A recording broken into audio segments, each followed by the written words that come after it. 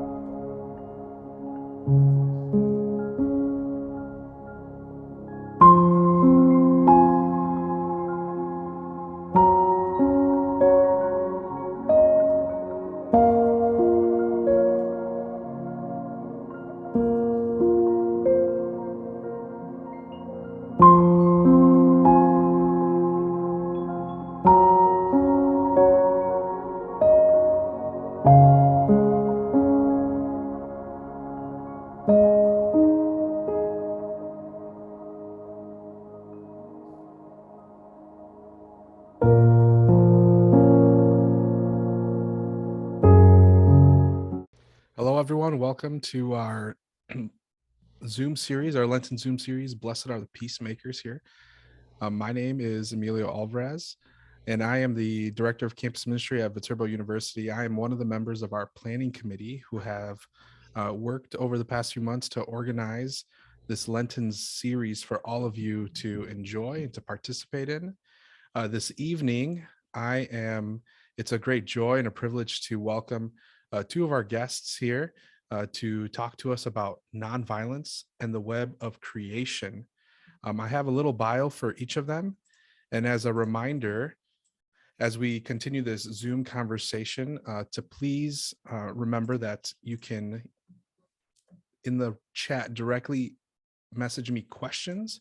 There will be a Q&A afterwards, and that we will be able to kind of sort through the questions and then ask our guests here, our presenters, those directly as well. And so I like to present to you Tania Avila Meneses. She is a Bolivian Quechua indigenous theologian with a focus on missiology and semiotics. She serves as a coordinator of the Bolivian Amerindia Theologians Network on the Indigenous Peoples and Women's teams of the Pan-Amazon Ecclesial Network, and on the Integral Ecology Commission of Latin America and the Caribbean Confederation of Religious. Tania worked for many years on the mission formation team at the Maryknoll Mission Center in Latin America. In 2019, at a personal invitation of Pope Francis, she participated in the Synod of the Amazon at the Vatican. We also have here Dan Moriarty. He's a coordinator of the Sustainable Pathways to Peace program at Maryknoll Office for Global Concerns in Washington, D.C., representing Maryknoll missioners around the world and the communities they accompany in advocacy on issues including disarmament, military spending, and human rights. He is on the steering committee for Pax Christi International's Catholic Nonviolence Initiative and on the Regional Council for Pax Christi Metro DC Baltimore.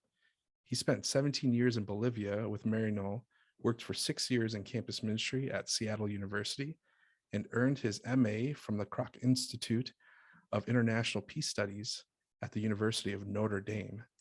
So I want to welcome both Tania and Dan. Thank you for joining us. It's a pleasure, and we are very blessed to have you and have you share all of this wonderful information with us as well. So I'll toss it over to you first, Dan. Great. Thank you very much. It's great to be here. I really appreciate it. And I'm really excited to be here with Tania, a good friend from Bolivia. We worked together for many years. And you will see later, she'll suddenly appear in a different outfit because low tech, we figured the easiest way to have subtitles for her presentation, we didn't have simultaneous translating, so we'll use a video. She prepared a video for us, and then, but she's here live as well. Hi, Tania.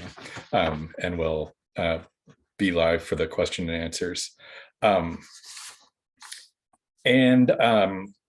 Tonight, the two of us are going to talk about the relationship between nonviolence and care for creation, or ecological or environmental concerns. So often we hear about two ways of relating environmental concerns with nonviolence. One is nonviolent direct action as a way to promote care for creation, as a way to act in the struggle for environmental justice. And another is to see how environmental issues are related to violence like war and violent conflicts.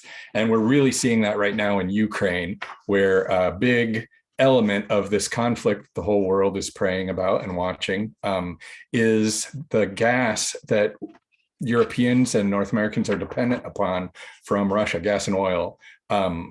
And so it really highlights the need to free ourselves from a dependence on fossil fuels, to free ourselves as well from the kinds of conflicts that grow from that dependence. But tonight, I want to talk about another connection between care for creation and nonviolence, which is understanding environmental degradation as a form of violence in and of itself. And so then the flip side of that is understanding care for creation as a form of nonviolence. And when I talk about this, I talk about everything from a mission perspective, my years of experience with Maryknoll. And when I say mission, what I'm talking about is living our faith in relationship with others so that we experience conversion through encounter. And that means learning often from other people that we meet and other cultures in particular. And so for me, that took place largely in my life in Bolivia. I had the great grace of years of encounter with the people of Bolivia and learning from them and their cultures.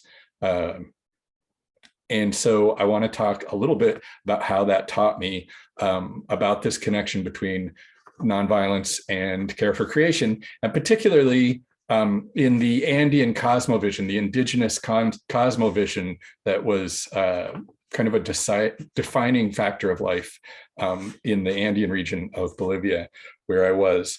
When I say cosmovision, that really refers to a way of understanding the world that goes beyond theology. It kind of combines all aspects of our understanding of relationship and defines our understanding of reality, and defines our relationship with one another and with the earth, as we'll see.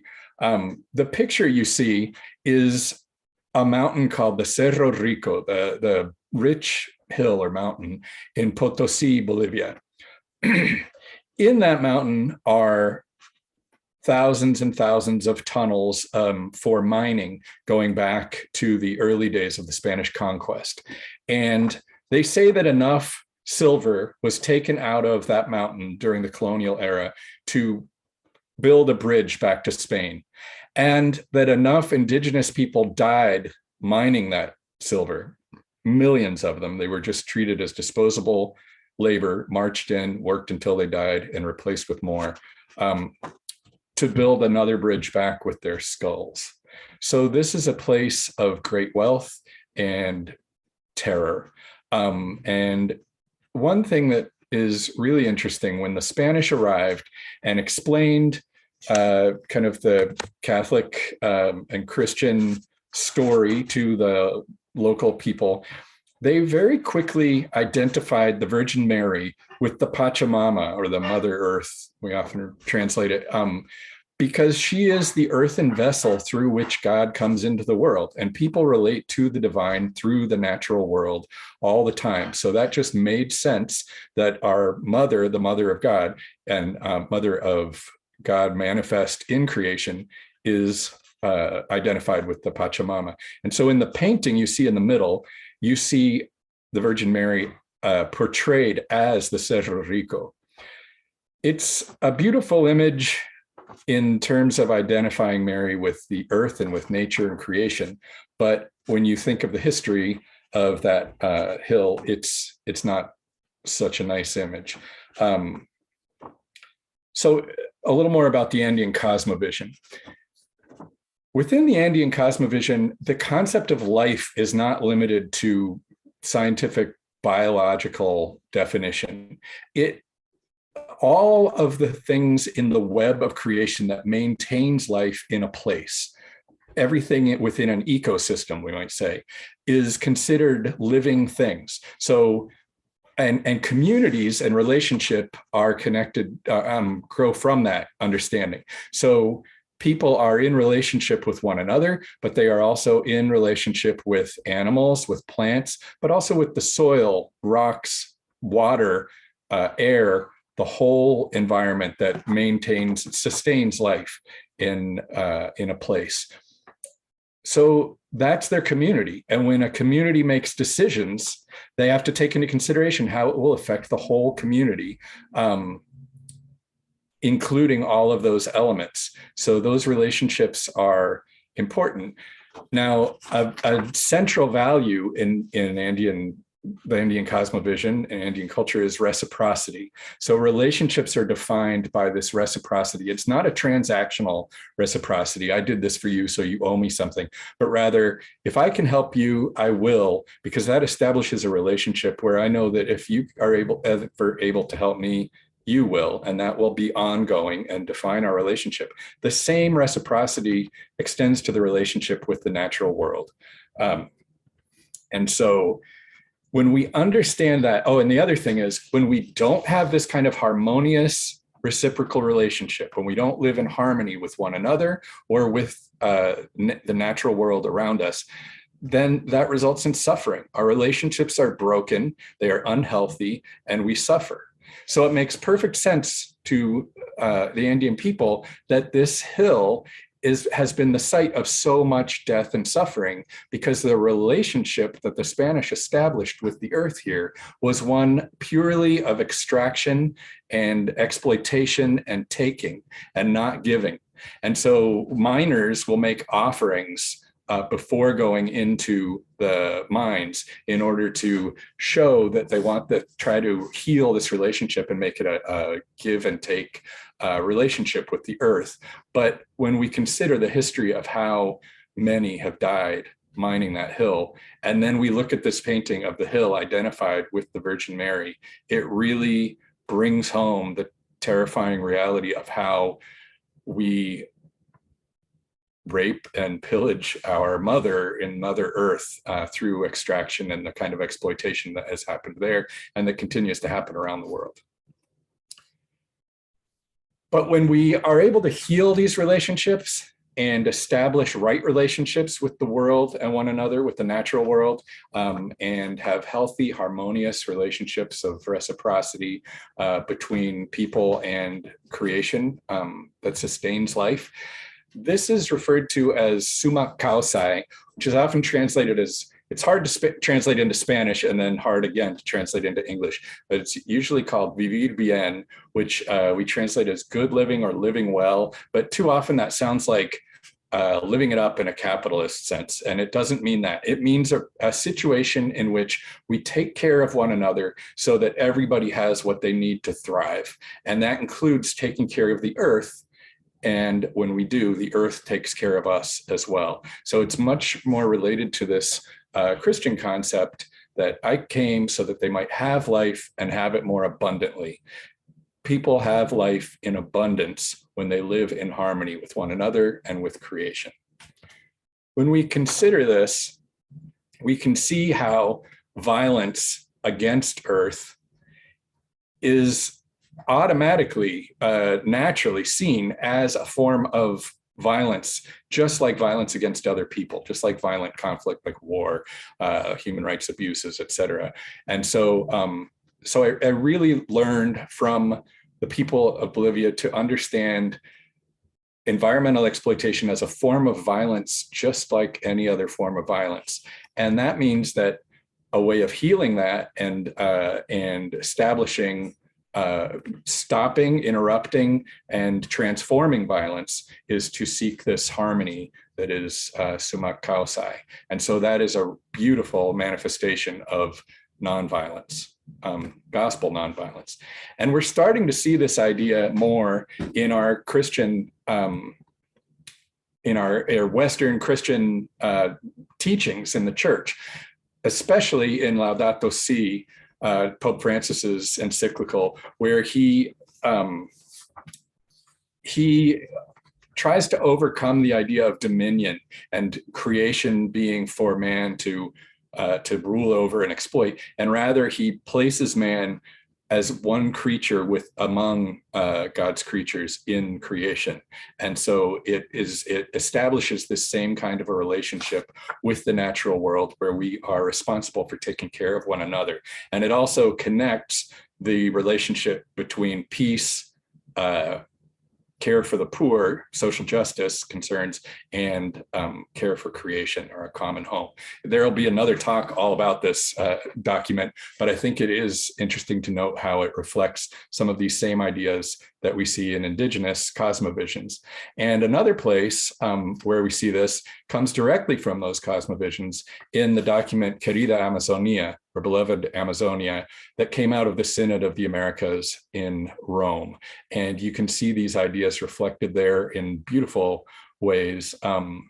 And so, since we are fortunate enough to have Tania here, who participated in that synod at the Vatican, I will pass this over to her. Soy Tania Avila Meneses, les hago llegar un saludo desde Bolivia y quiero compartirles unos sentipensares acerca de la no violencia como estilo de vida en la red de la creación. Quiero partir de una frase de Laudato Si, número 2, donde el Papa nos dice que esta hermana clama por el daño que le provocamos a causa del uso irresponsable y del abuso de los bienes que Dios ha puesto en ella. Hemos crecido pensando que éramos sus propietarios y dominadores, autorizados a expoliarla.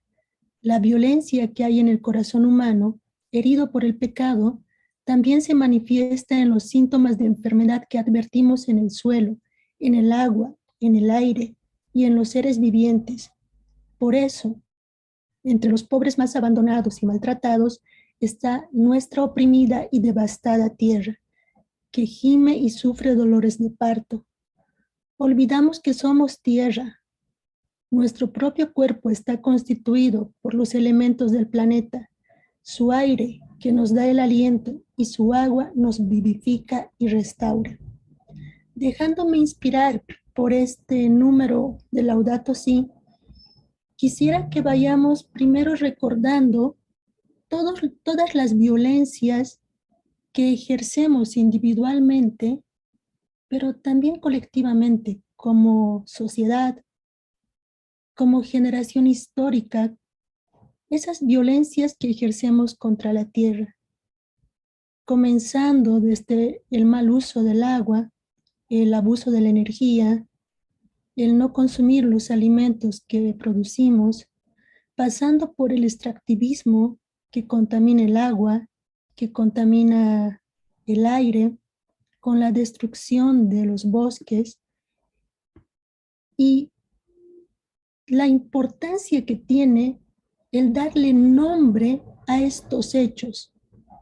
Y para ello me dejo inspirar en Querida Amazonía número 14, donde el Papa dice que a los emprendimientos nacionales e internacionales que dañan a la Amazonía y no respetan el derecho de los pueblos originarios al territorio y a su demarcación, a la autodeterminación y al consentimiento previo, hay que ponerles los nombres que les corresponden: injusticia y crimen.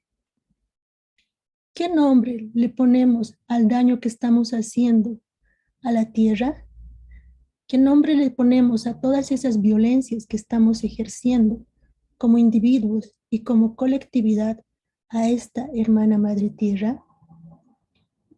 Muchas veces el modo de relación que tenemos con la tierra está enraizado en la concepción de mundo que tenemos, en nuestra propia cosmovisión como culturas, como pueblos. Debemos reconocer que hay culturas que tienden a una relación de dominación fundamentada por la religión. Desde ese momento que se lee el Génesis con una perspectiva de el hombre por encima de la tierra. Este modo de ver la vida hace que la tierra sea dominada por el ser humano, sea abusada por el ser humano y por lo tanto destruida. Sin embargo, otros pueblos, como los pueblos indígenas, tienen un modo de relación con la tierra desde su cosmovisión de cuidado, porque saben que una relación con la madre tierra va a generar no solamente el cuidado con la tierra, sino también con los otros seres humanos, porque es una relación recíproca. Cuando la tierra está bien cuidada, los productos van a ser naturales y van a alimentar los cuerpos. Hay una relación de ida y vuelta que cuida no solamente el presente de esta generación, sino también cuida el futuro de las siguientes generaciones. Y ese conocimiento, esa sabiduría viene desde los ancestros que nos han enseñado a que somos parte de la tierra y que no estamos aparte de ella. Hace un llamado urgente el Papa a asumir de que somos tierra y también nos invita a aprender de los pueblos indígenas. Comparto con ustedes este video sobre cómo los seres humanos somos parte de la tierra.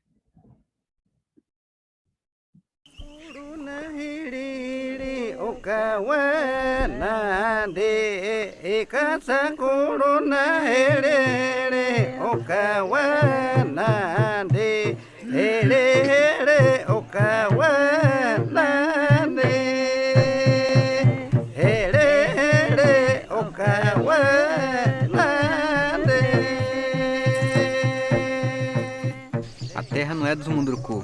Os Munduruku são da terra. Demarcação já. Queremos ser respetados, no ser atropellados. Es nuestro derecho como indígenas. Nosotros los pueblos indígenas somos una gran nación y nos amamos como la madre tierra. Pedimos respeto y resguardo al territorio. Dioso y Sico Hakunarai. Kabia, on kasik Munduruku para beat y yo maujud tuei pi no defender de flores hawaii floresta y te checa y ya en buriachan poya. Irmãos, amigos, parentes, temos nós uma planta chamada Baunipadá. Esta planta representa a nossa vida. Esta planta representa a biodiversidade. Esta planta representa a nossa Amazônia.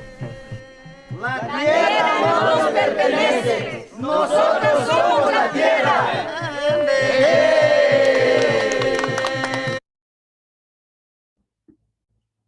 Reconocer de que la tierra no nos pertenece y de que nosotros somos la tierra nos da la posibilidad de hacer memoria interna, de reconocer dentro de nuestra propia genética de que la no violencia es una forma de relación natural en nuestras vidas. ¿Qué estamos entendiendo por no violencia? La no violencia es una forma de vida, una espiritualidad, un método vivencial para prevenir o detener la violencia, pero sin usar violencia. Al mismo tiempo, fomenta alternativas justas y pacíficas. Es un modo de ética universal. Es la base necesaria para una construcción de paz. Y esta ética universal, esta ética de cuidado de la vida, reconociendo que hay tensiones que podrían desembocar en violencia y que nos permite parar, detenernos y buscar modos de gestión que sean no violentos, podríamos aprenderlo también del modo de relación en la tierra. La tierra nos puede enseñar a ser no violentos. Y los seres humanos podemos reaprender con naturalidad, porque está en nuestro ser, en nuestra piel, en nuestra genética, en ese tejido humano, nuestra opción por un estilo de vida que sea no violento, que cuide la creación, que se sepa interdependiente. No es un modo de ver romántico de la vida, todo lo contrario, es asumir que hay momentos difíciles, que hay momentos violentos, pero que también hay modos en los que podemos cultivar la vida, cuidar la vida. Quiero mostrar como ejemplo esta flor, que en medio de las espinas asume su ser de ser flor con toda su fragilidad, con toda su fortaleza, pero no invade el espacio del otro. Al contrario, se articula sin violencia, haciendo que la realidad se transforme de manera no violenta. Y otro ejemplo que tenemos en el cultivo en la tierra está en la agroforestería sucesional, cuando es posible la convivencia de plantas muy pequeñas que duran poco tiempo, de árboles muy grandes que van a durar muchos años, también de plantas intermedias que necesitan de sol, que necesitan al mismo tiempo de sombra.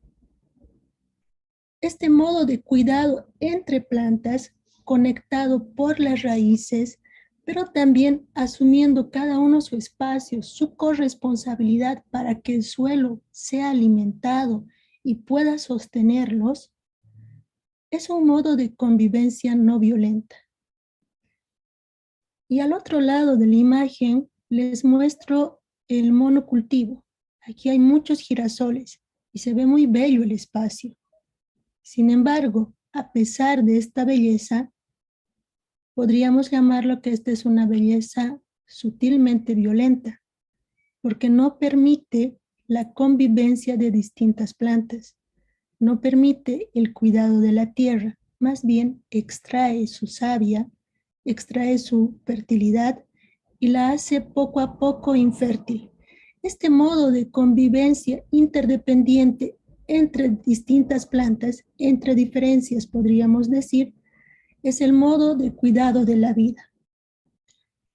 Creo que este modo de vida entre diversos podría inspirarnos para convivir de manera no violenta. Y podemos dejarnos inspirar en los parques de nuestras grandes ciudades, donde hay plantas de distintos colores, de distintos tamaños, que viven por largo tiempo o por corto tiempo, pero están ahí, sin violentarse, presentes, cuidando el común de la casa que nos acoge a todos y a todas.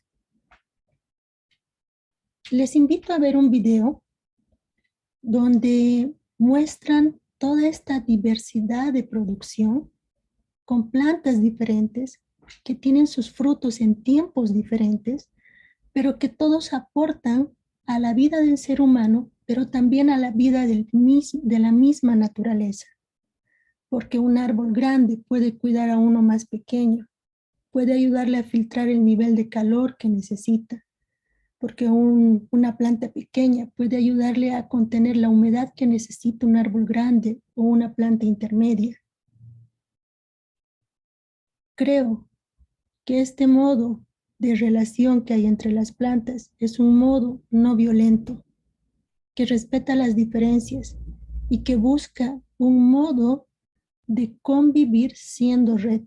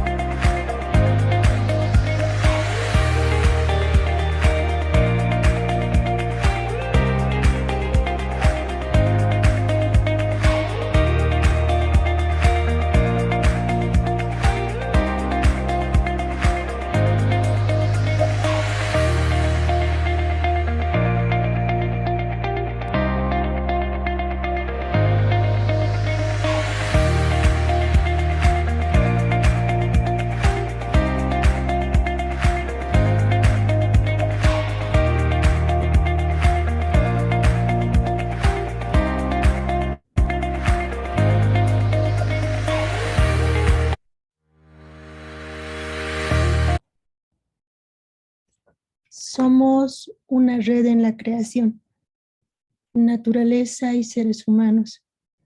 Que la sabiduría de la tierra nos permita asumir un estilo de vida no violento, no como un evento, sino como un proceso continuo en la vida. Muchísimas gracias.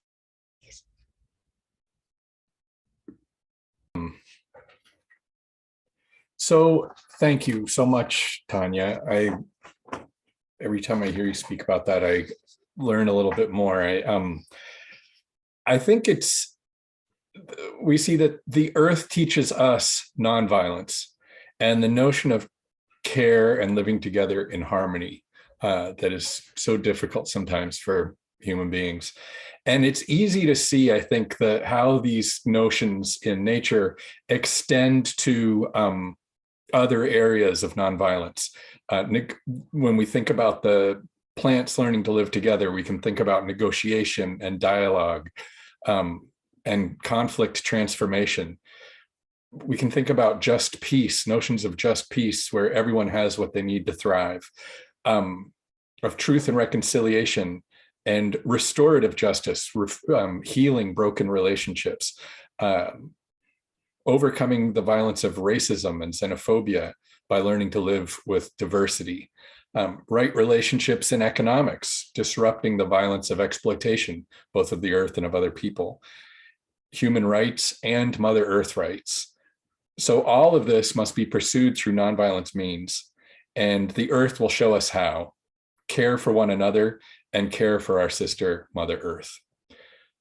So that's the end of our preparation, so we can take some questions. One thing I just was really struck by watching the video today that I hadn't thought of before was the example of the violent beauty of the pure sunflowers. We've all been seeing images of sunflowers as the national flower of Ukraine, but ultimately to establish peace, Ukrainians also need to learn to live together with their Russian sisters and brothers as they have for centuries and millennia. So that was particularly poignant as we all keep the people of Ukraine in our prayers.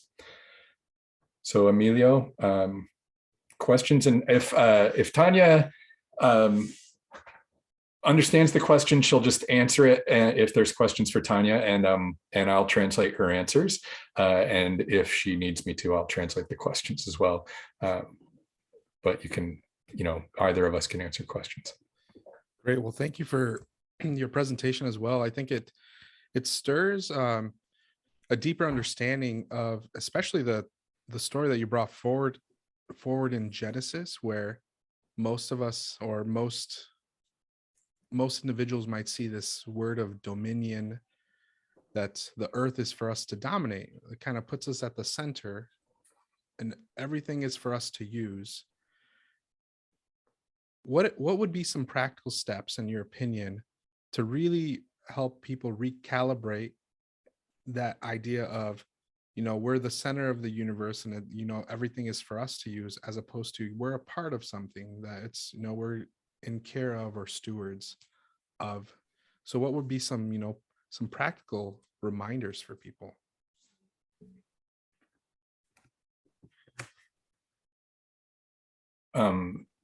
Perdón, Tania, pasos para recordarnos de cómo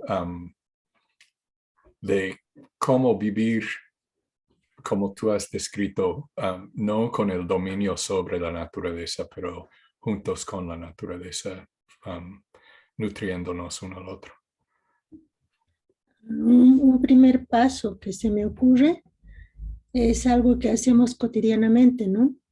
Cuando nosotros ponemos nuestros pies al levantarnos de la cama, nos levantamos de la cama y ponemos los pies en el piso, estamos tomando contacto con la tierra.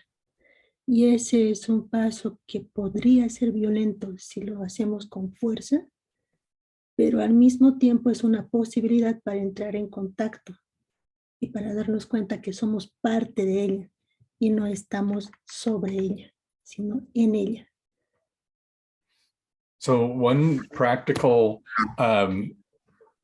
habit that we can develop is each day when we wake up and we get out of bed and we first put our feet on the floor, taking stock of that moment of putting our feet down and planting them on the earth and being connected, not as kind of walking over the earth, but being in the earth, being connected to the earth, and to feel that connection as a way of starting our day and fostering mindfulness every day.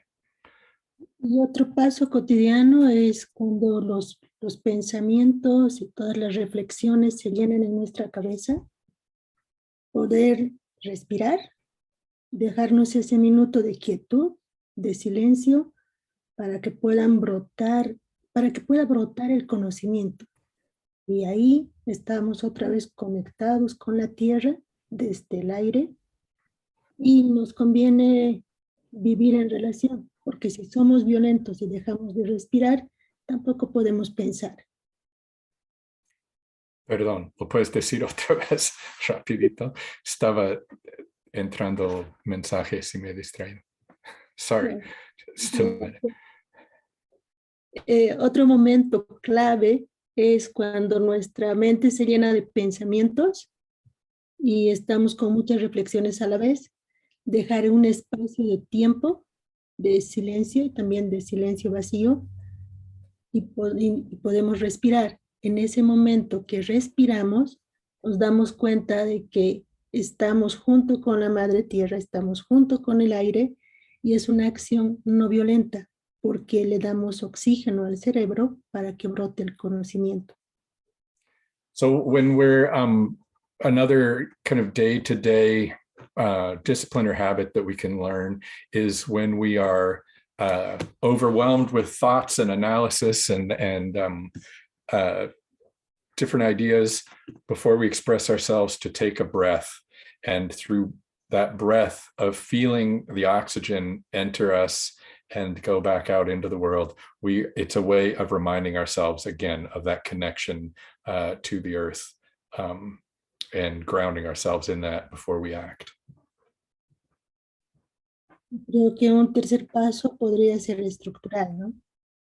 Tomar el aire de la tierra, poner los pies en la tierra y poder decir aquellas injusticias que se están viviendo, mencionarlas, nombrarlas, pero también transformarlas en tu propia vida. And so the third would be more structural. So we ground ourselves through our feet, through our breathing in the world, but then to recognize the injustices that do exist around us, name them, and address them nonviolently in our own lives. And I think for me, I jumped, because I work on policy, so I jumped to a different place with that question, to the policy question. But I mentioned at the beginning the idea of fostering renewable energy. I mean, that really is looking at, we need energy to kind of power our society and our lives in different ways. But how do we get that energy? Is it if we are developing, investing, learning about ways to work together with the earth, and that the earth can take care of us as we take care of the earth, that can mean massive projects of developing renewable energy sources rather than extractive energy sources. Yeah. Well, thank you. You know, one question that came in with this idea, maybe some people are wondering, is in a world where there's so much hunger, and right now all we know is kind of this monoculture that was described. How do we feed so many people? How do you this method of farming that you've described can be produced, like for those skeptics that might not understand, or for who question, like, well, we can feed so many people when we farm this way. How would you respond to that?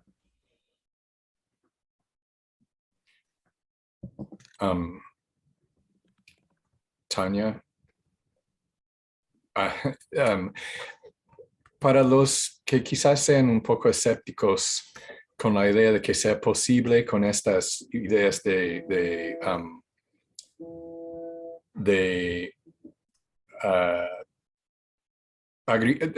ideas agrícolas que tú has mostrado, de superar el monocultivo, etcétera.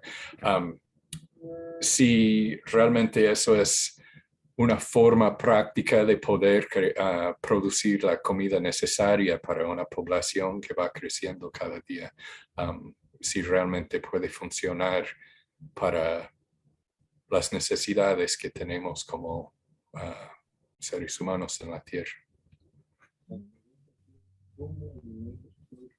A ver, es verdad, en el mundo habemos muchísima gente, casi desbordando, pero hay que también tomar en cuenta que muchas veces, por todo el sistema económico que tiene, nos han creado necesidades innecesarias.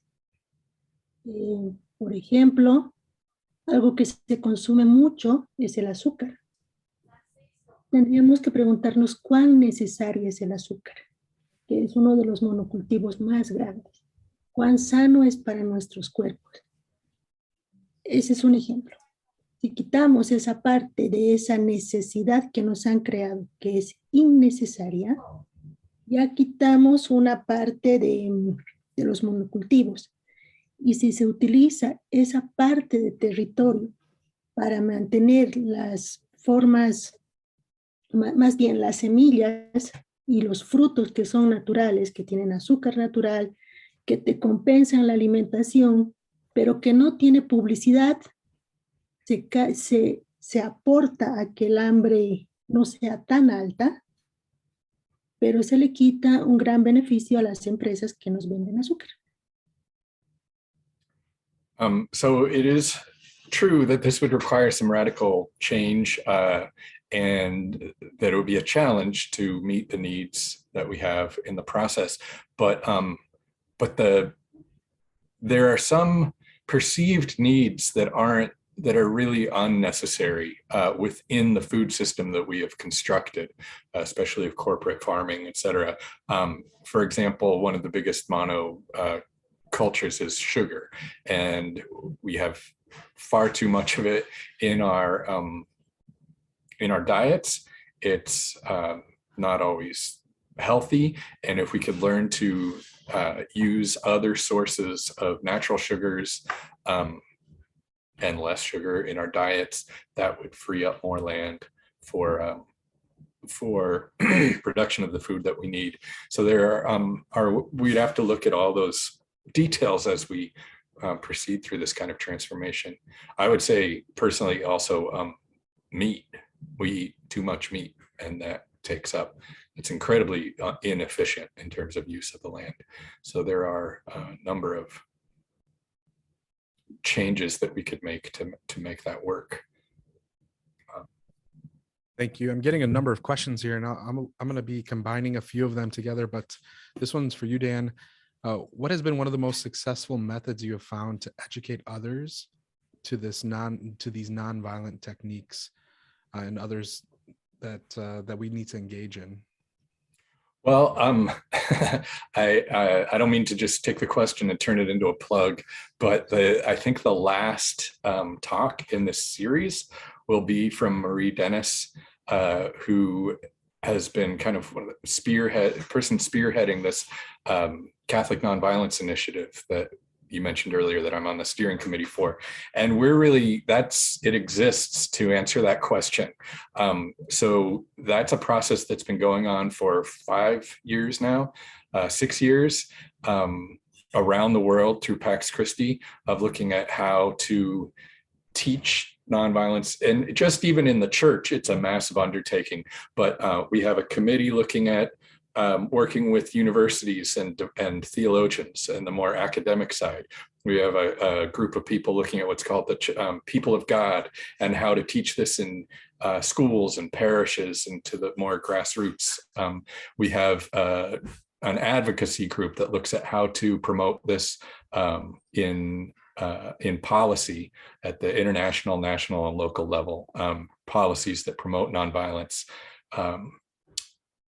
Yeah, so and then a lot of that is just to teach people within our church to embrace this part of our tradition and this core gospel value.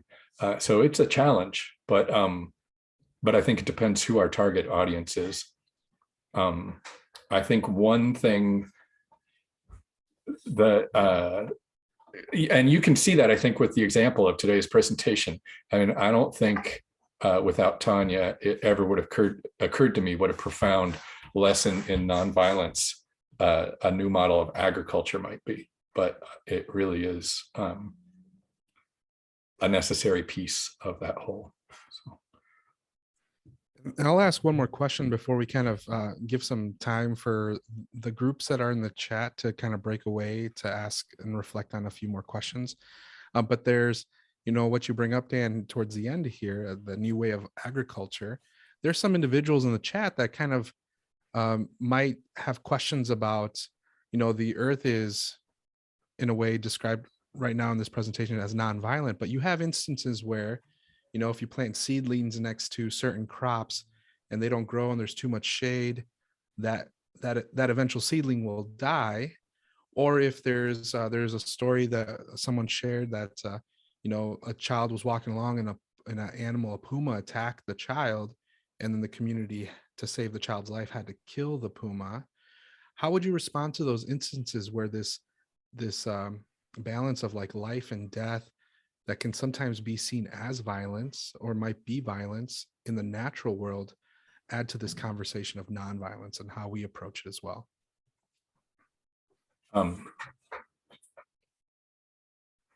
Tania, ¿captaste la pregunta? Muy larga, necesito ayuda. ¿Cómo Viendo esta idea de que la tierra es no violenta y nos enseña la no violencia, hay ejemplos de que se podrían ver como violencia dentro del mundo natural, que algunos árboles crecen al lado de otras plantas y les quitan el sol, los matan. O puede haber ejemplos de un animal que ataca a un niño y hay que matar al animal para salvar al niño, cosas así. ¿Cómo podemos integrar esta realidad de la naturaleza en esta visión de la no violencia con la tierra?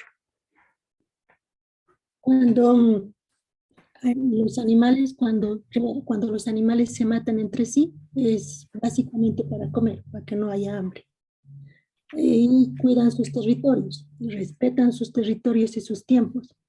Si nosotros tomáramos conciencia de que somos parte de ese sistema de la naturaleza, no invadiríamos sus espacios. Por lo tanto, no habría violencia contra los seres humanos, porque no están invadiendo su espacio.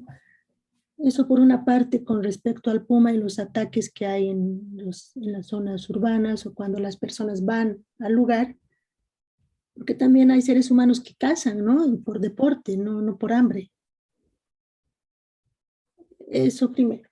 Y lo segundo, en cuanto a los árboles que muchas veces pueden quitarle el sol, o en algunos casos las enredaderas que los asfixian, es porque hay un desequilibrio en el modo de plantación, ¿no?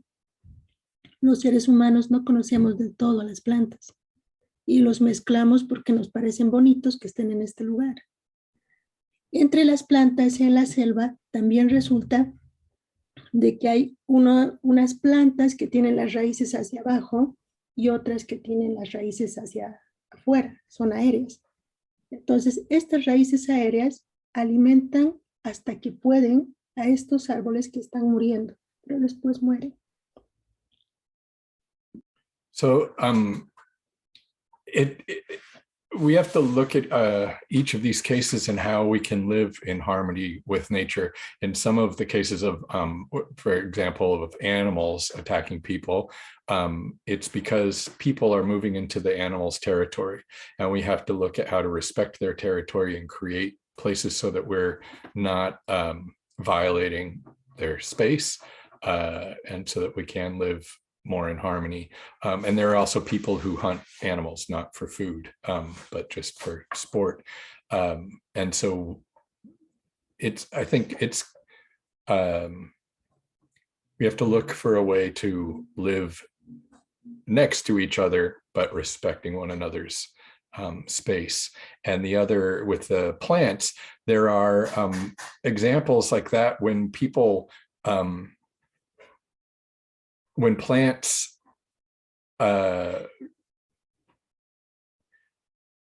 people plant plants together because they look nice, but without understanding their actual needs, and so they don't work well together because of shade and sun, etc.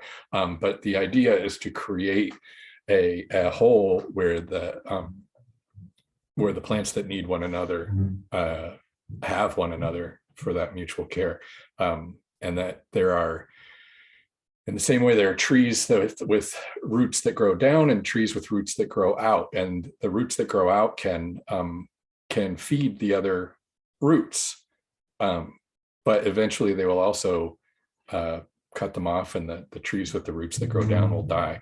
So it's a matter of negotiating those relationships. And I think this is me speaking, but I think that is exactly the reason that in human relationships, negotiation and conflict transformation is so complicated, because every situation is different. And we have to take into consideration the needs of each community, the culture and understanding of each community, the information that's available to people, and look for ways to build new situations, sometimes which require sacrificing something. When you look at any of the proposals right now in Ukraine of how they can negotiate a peace, it involves some sacrifice from both sides. The same is true in the natural world. We have to find ways to live together, and that's a negotiation. And it's It requires us, in the case of nature, to understand nature better, to study it and understand learn how we can work in harmony with nature. Great, thank you. Thank you for sharing so far. At this time, we're going to take a 90-second break here. We'll throw up some questions. We'll share a screen here with questions to consider. And those who are in groups can go ahead and break away to start your group discussions. But if you would like to remain a part of the conversation, we have a number of questions left here that we can ask. We will come back in, let's just say, in about 90 seconds to 2 minutes. Thank you.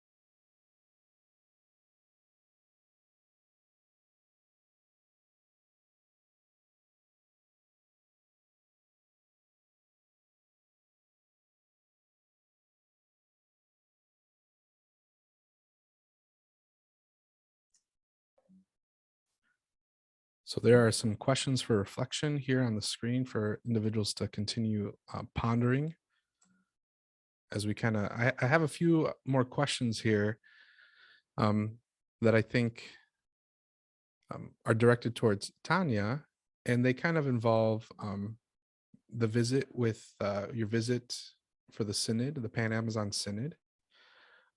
But the question is, there's so much destruction occurring in our natural world. What are the things that give you hope that we can reverse these terrible trends? And what were some of the highlights that came out of that Synod of the Vatican that will help or continues to add hope as well? Tania, cuando vemos tanta destrucción del mundo natural, ¿cuáles son algunas cosas que te dan esperanza de que realmente podamos volcar un poco este modelo destructivo y salvar a la tierra? Y especialmente del sínodo de la Amazonía en el Vaticano, ¿cuáles fueron algunos resultados o cosas que han salido del sínodo que te dan esperanza? Si pienso solo en la Amazonía cubre 9 países, ¿no? De todo ese territorio, el 20% ya no tiene vuelta atrás, está muerta. Pero el 80% de la naturaleza todavía se puede rescatar. Eso es lo primero que me da esperanza, ¿no? Tomar conciencia, no solo yo, sino varios de nosotros, de que hay un 20% que no va, pero que ese 80% es un potencial fuerte.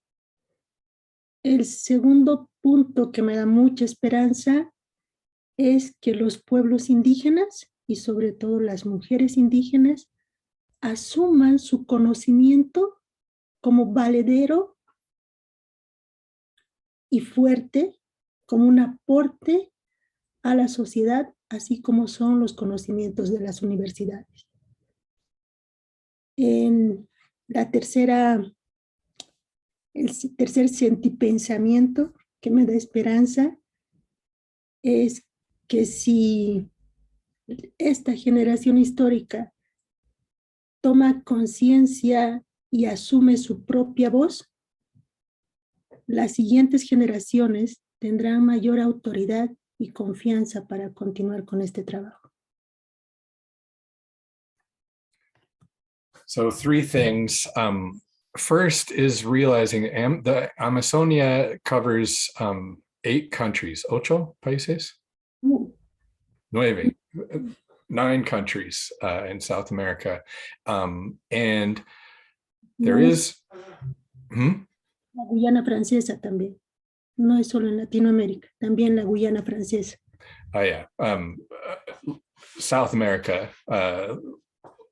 Latin part and French Guyana. And that the 20% of this region is lost. It's too late to save that 20%, but 80% of it is not. And so 80% of this massive region is still salvageable, and to recognize that and see that we have something to build on and work on gives me hope. And then the to see indigenous people, and especially women, affirm and recognize their own wisdom as valid, as a strength, and as an equal contribution to the contributions of academics, of universities and researchers, but that they have something essential to teach the world about how to save this region and heal our relationships gives, and to see that recognized in the church gives me hope. And then thirdly, to realize that as we do recognize and hold up these teachings, there's a younger generation that will grow with them and will have a renewed sense of confidence and understanding of how to then apply those values going forward in the next generations. So all the 3 of those elements give me hope. Podemos hacer una yapa, Daniel, como buenos escuchadores. El cuarto es que a raíz de esta posibilidad de llevar las periferias al centro, que tiene la brillante idea del Papa Francisco, hace que los demás países, las otras personas, tomen conciencia del valor que tiene la Amazonía. Y una forma de tomar conciencia del valor que tiene la Amazonía para el mundo entero es pensar en el agua que tomamos.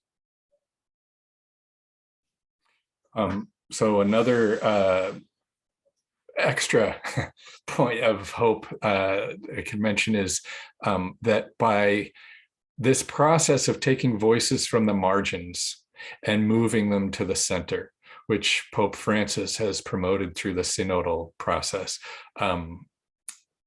this has allowed the world to see how important the Amazon is to the whole world. And one example of this is if we look at where our water comes from, and just the issue of water and what the Amazon has to teach the world. Ahora quisiera hacerles una pregunta a ustedes. ¿Cuántos vasos de agua toman al día? So I would ask you all a question. How many glasses of water do you drink each day? Muchos, 8 vasos al día o más, con las otras bebidas que se toman con agua.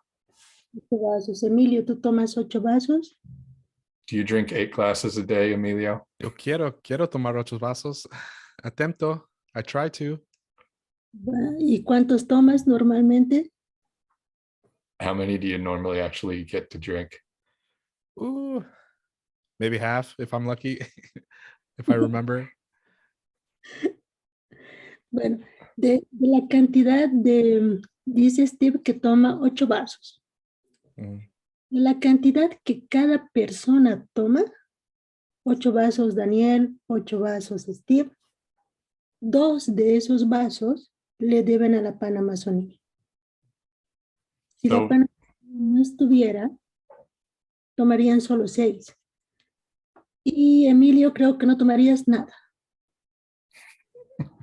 so we need to understand that if you drink 8 glasses of water a day, 2 of those glasses come from Amazonia. If without it, you would have only 6, or Emilio, in your case, you might not have any water to drink each day. Eso significa que los cuerpos se deshidratan, la producción intelectual y material baja y el mundo va muriendo poco a poco. Entonces, si no hay un compromiso por el cuidado de la Amazonía, por quien es, por lo menos el mundo tiene la necesidad de comprometerse en su cuidado por egoísmo, por cuidar su propia agua, su propio cuerpo. So we all depend on Amazonia, and as we learn this and realize that in order to hydrate, in order to have what we need to live, we need to save this region. Once we understand that interrelation, then even for selfish reasons, we will need to react and respond to what's coming from the Amazonia. And I would add to that that's the nature of Catholic social teaching. So we are in a world that since the 19th century that is much more complicated, where we are in relationship with people we will never meet and with places we will never see.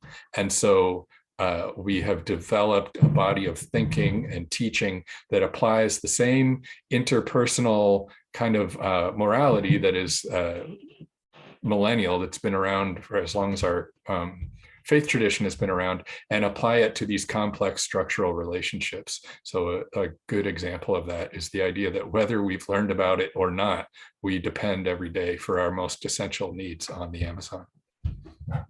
That really emphasizes this notion of the web of creation. So I appreciate you saying that again. This question was for Tania, in particular, whether or not there's a concept of ownership in your culture, or private ownership or private property. And I'm assuming that if there is, then it's quite different than the way we see it here in the States or in the Western world here. And la pregunta es si en tu cultura, en las culturas indígenas en Bolivia y en la Quechua, si hay un concepto de la propiedad o propiedad privada, de ser dueño de las cosas, y si lo hay, se supone que es diferente de lo que hay en el occidente, y quizás podrías describir un poco cómo se piensa en eso. Podríamos sumar a la propuesta de suma causa y que has compartido, Dan. Un concepto de propiedad privada, no tanto, más bien propiedad comunitaria, ¿no? El territorio está habitado por un grupo de personas y mientras lo habitan se hacen corresponsables de cuidar ese territorio. Pero al mismo tiempo, el territorio cuida al grupo de personas.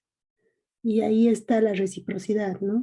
Si yo tengo un símbolo aquí. Si la tierra está bien cuidada, el rojo es la tierra y el color amarillo somos las personas. Si el grupo que vive ahí cuida la tierra también cuida al grupo de personas. Y se genera un movimiento que es vital. Entonces, creo que más que propiedad es habitar y cuidar. Ese es el concepto básico. Pero, como todos los pueblos indígenas viven, no todos, hay algunos en Amazonía todavía que no tienen contacto con el mundo actual,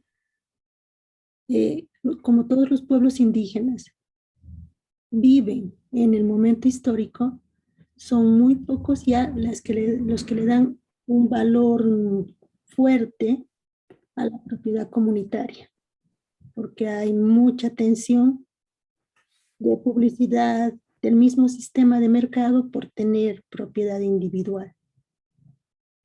Y se hacen relecturas, ¿no? Están los parques, están los sembradíos comunitarios, si es que hubiera propiedad individual.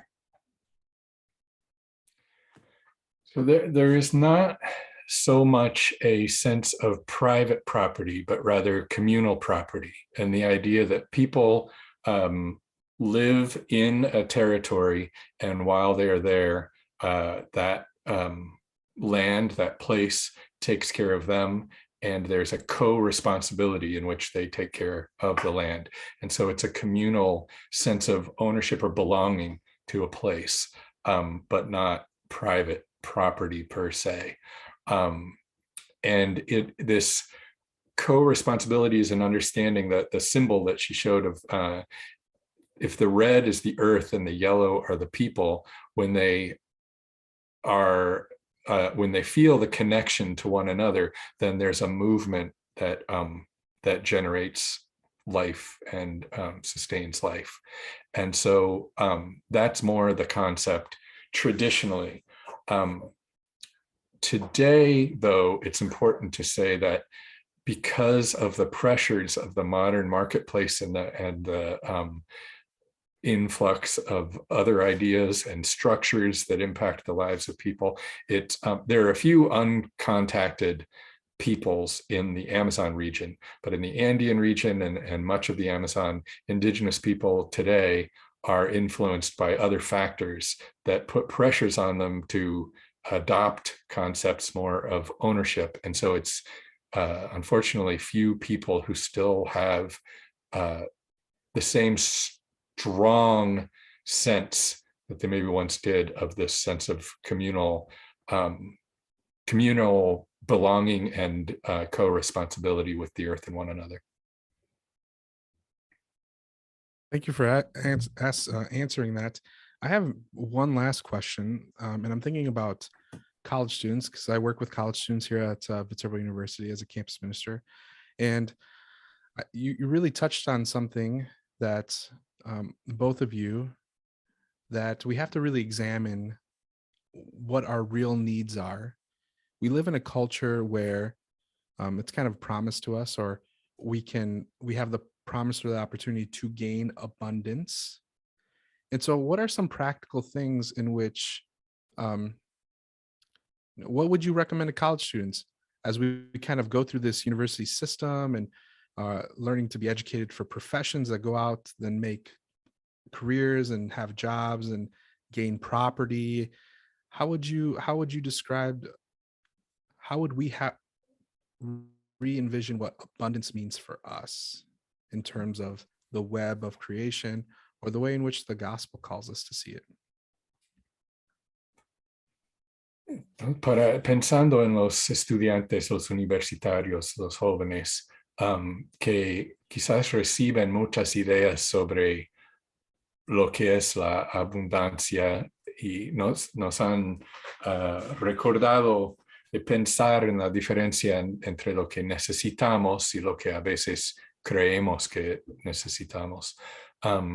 Entonces, ¿qué sugerencias pueden dar para los jóvenes para ir fomentando una conciencia y un conocimiento más de lo que este otro concepto de la abundancia y lo que realmente es necesario para sostener la vida?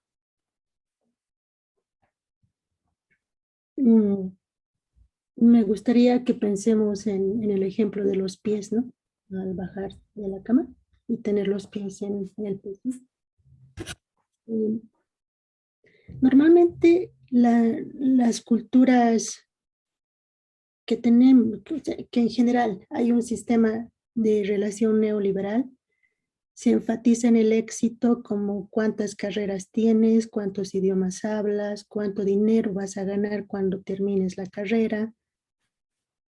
Esa es como una patita, un pie, pero hay otro pie También conviene que cada joven se pregunte cuán feliz es mientras está estudiando, si se siente realizado de modo integral como ser humano, si cada vez que va a ejercer su carrera va a disfrutar del momento, va a estar feliz.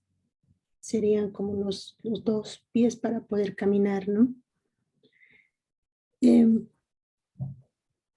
Returning to the idea of the kind of daily discipline when you plant your feet first thing in the morning, you can think of the 2 feet. The first foot that you put down might be kind of all of the system that our or the thought that our neoliberal system kind of plants in us of what it means to be successful, how many degrees you have and languages you speak and how much money you're potentially going to earn, etc. But the other foot could be asking yourself as you go about your studies and you feel all that, to what extent are you happy? Do you feel fulfilled in an integral, holistic human way by the path you're on? And what is truly giving you what you need to feel fulfilled as a whole human being and true joy in your relationships, in your career, in your studies, etc. Y otra idea que creo que podría ayudar a los jóvenes es hacer un tránsito entre aprender cómo recibir información y aprender como una acción de relación recíproca, ¿no? El interaprendizaje. Saber que ellos, desde su modo de vivir, desde el futuro, digamos, también enseñan, comparten conocimiento a los docentes, a las otras personas, quienes también les enseñan. Entonces es un interaprendizaje. No son recipientes, interaprenden.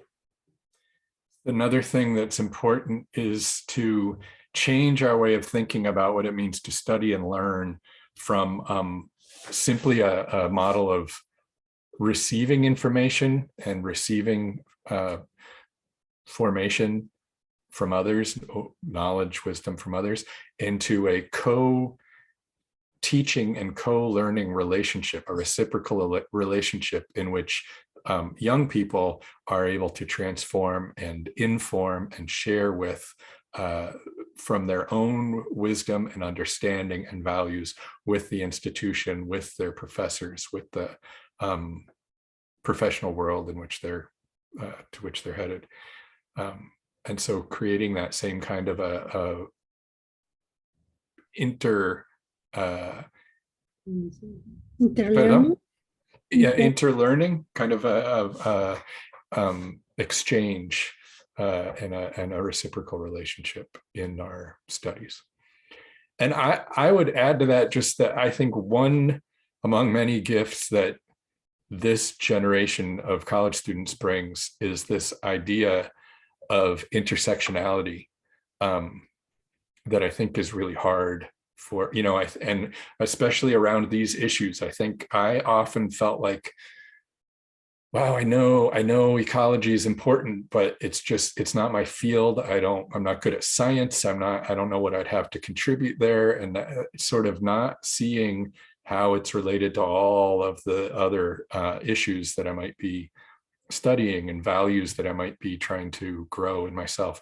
And so I think that this concept of intersectionality that has become so central in the academy is one where young people can ask in every facet of their learning where our relationship and harmony with the earth enters into that sphere, whatever it may be. Well, thank you very much. Those were really wise words. I think that both of you have been a gift to our community here who are watching on Zoom. I appreciate the example that you've provided us and the work that you're doing to advance this notion of nonviolence. But, this connection between all of humanity and all of creation together as one family too. So I'm very thankful for your time and your commitment to be here with us. And if are there any last thoughts you'd like to share with the group before I kind of just give a plug for our next our nonviolence series next week?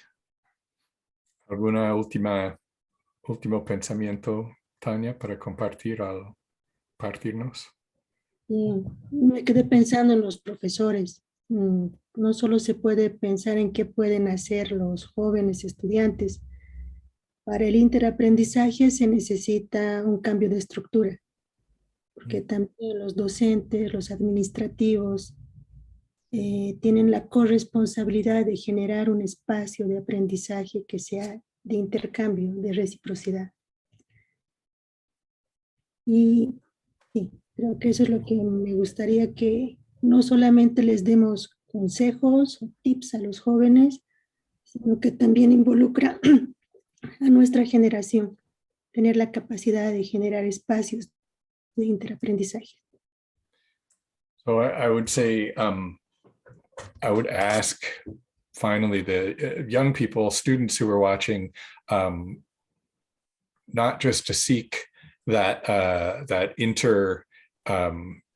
interactive exchange of ideas and interlearning model for themselves, but change structures, change the academy, and involve people of our generation, the adults, professors, administrators, in that conversation, so that they can foster a space that really allows for and promotes that kind of interlearning and sharing between generations, and kind of makes the students more protagonists within their own learning, and also gives them the ability to transform the institution.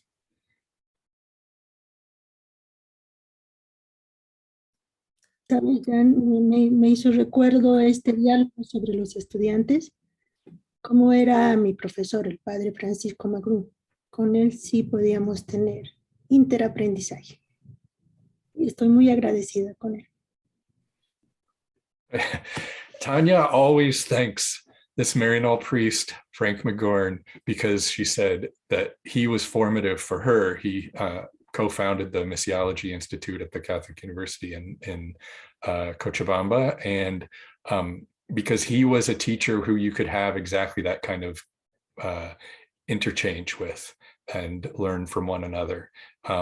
And Frank is amazing, but I always say Tania gives him too much credit. So I'm glad to see her credit him in the context of that kind of exchange, because I know that she always brought so much to that same relationship. And I'm just always grateful for every chance to learn from her and be with her. So thanks, Tania.